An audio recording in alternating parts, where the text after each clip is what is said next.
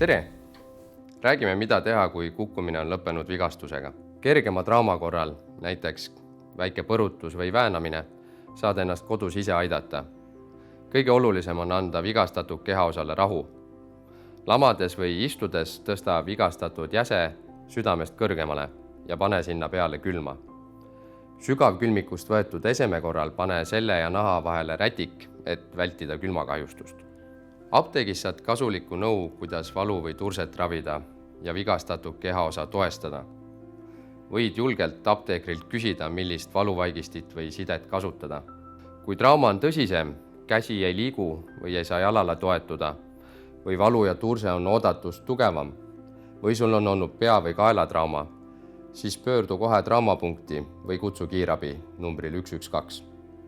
Kui sa pole kindel, kuidas käituda, siis küsi nõu apteekrilt või perearsti nõuandeliinilt 1220. Nemad annavad nõu, kuhu minna.